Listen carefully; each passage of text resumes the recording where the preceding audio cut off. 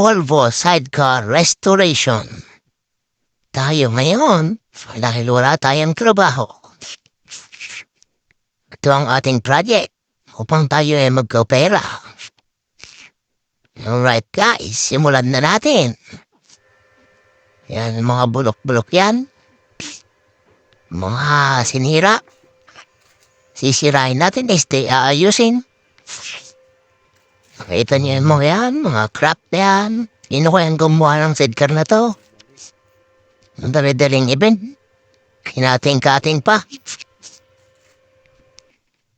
Na talaga, oh. Ngayon, sirain na natin lalo.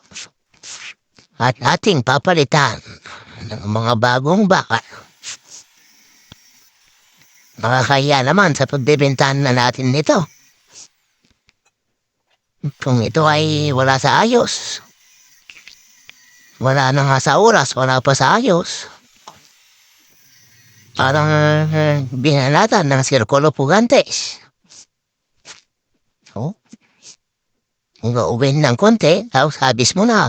Junk ship na yan. Patigasin natin yung mga nilagalagarin yan. Ngayon naman, itong upuan, alisin natin ng mga may bahid ng kalawang. Nakikita niyo yan, oh, pinaritan na natin. Unang medyang pinarit natin dahil wala tayong available na diuno.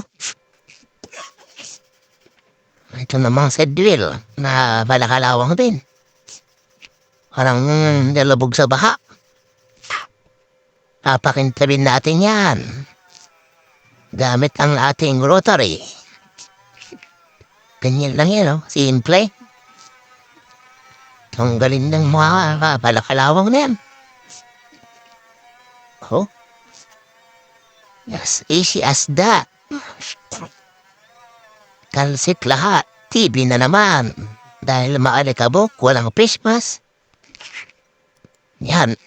Isang sanhi ng TV. 6 na buwan sa pagpapalikap. Ngayon, tanggihan na natin ang grasa. Pwede pa naman yung bearing na binaklas natin. Lagyan lang natin ang grasa. Original kasi yan eh.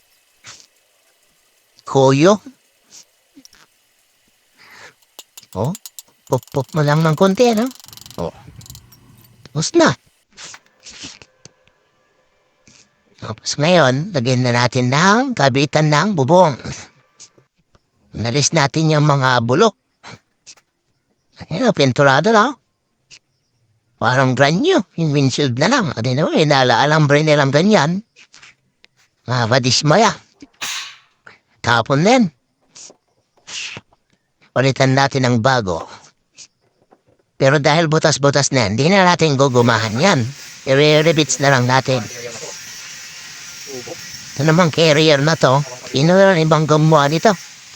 Oh, hindi pa umabot ng tubo. Oh, tubo-tubo na nga lang, kinubo pa. Palitan natin yan. Walang kwinta. Parang, thank you, hindi binigyan ng nagpagawa. Kaya ganyan siguro ang ginawa ng gumawa. Ngayon, pagandahin natin ang bahagya. Yung tipong hindi ka mapapahiya. Siyempre, wala tayong face mask. Nangyaring gangsta-gangsta. Oh, nispat ng konti. Eh, ba't sentrong-sentro yan? Kahit na maliit ang kita, basta pulido ang gawa. Hindi yung nananaga ka ng customer. Tapos palpak naman pala yung trabaho. Hindi pwede yung ganun sa amin. Hindi pwede yung pwede na. Kailangan pulido. Kung may pagkakamali, araw-araw haralin mo ang trabaho.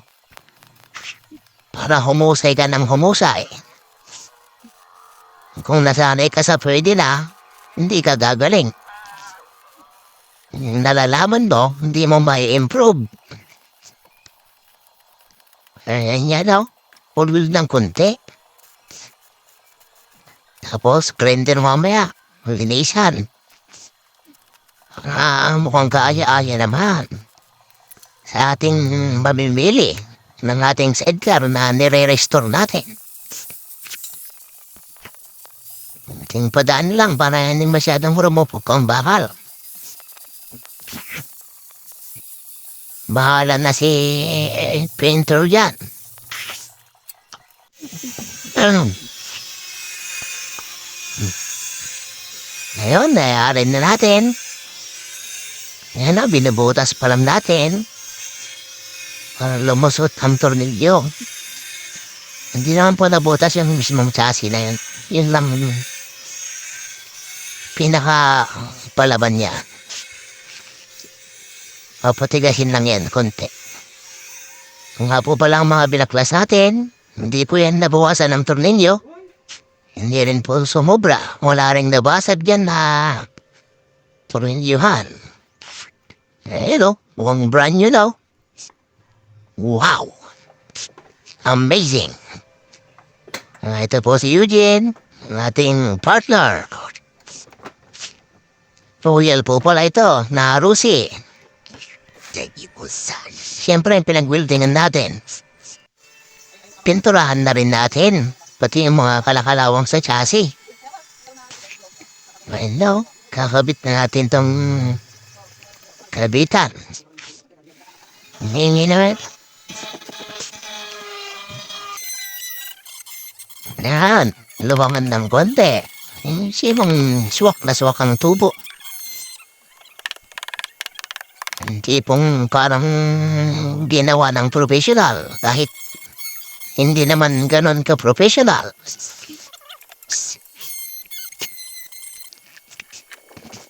Ayun, kulang pa sa bawas. Isuot ng isuot hanggang makuha ang tamang templada. Kaya magmamadali para magtatrabaho. Hindi yan kailangan madaliin. Hindi binabayaran ang pagmamadali, kundi ang ganda ng gawa. Alright. Let's go. Andarin mo na yan, regard. Uy, kinatakbo ng 160 oh. Uy.